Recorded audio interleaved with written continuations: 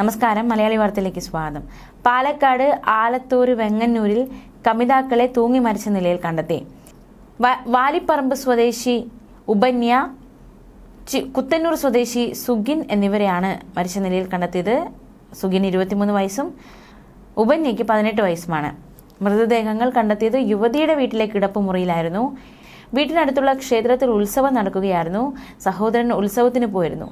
തിരിച്ചെത്തിയപ്പോഴാണ് മരണവിവരം അറിഞ്ഞിരിക്കുന്നത്. യുവതിയുടെ അച്ഛനും അമ്മയും വീട്ടിലില്ലായിരുന്നു. സംഭവത്തിൽ അന്വേഷണം ആരംഭിച്ചതായി ആലത്തൂർ പോലീസ് വ്യക്തമാക്കി. എന്താണ് ഇവർക്ക് സംഭവിച്ചത്, എന്താണ് മരണകാരണം എന്താണ് എന്നതടക്കമുള്ളത് വിശദമായ അന്വേഷണത്തിന് ശേഷം മാത്രമേ മനസ്സിലാക്കാൻ സാധിക്കുകയുള്ളൂ. മറ്റൊരു വാർത്ത നോക്കാം. പ്രണയപരാജയത്തെ തുടർന്ന് ശരീരത്തിൽ ജലാറ്റിൻ സ്റ്റിക്ക് കെട്ടിവെച്ച് സ്ഫോടനം നടത്തി 21 വയസ്സുകാരൻ ആത്മഹത്യ ചെയ്തു.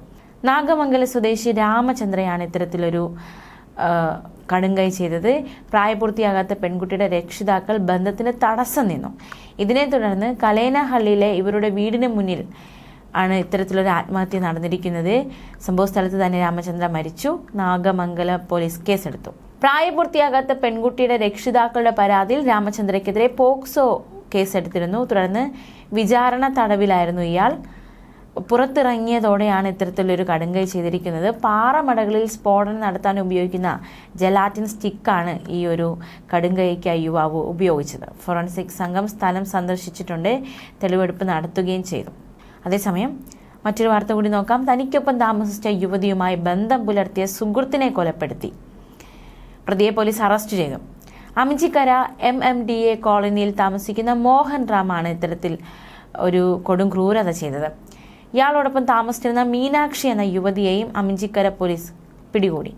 മോഹൻ റാമിന്റെ സുഹൃത്ത് ബാലചന്ദ്രനാണ് ഇത്തരത്തിൽ കൊല്ലപ്പെട്ടത്.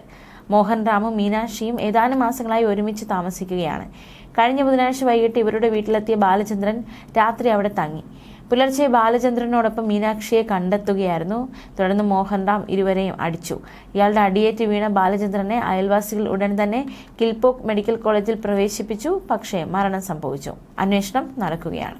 ന്യൂസ് ഡെസ്ക് മലയാളി വാർത്ത.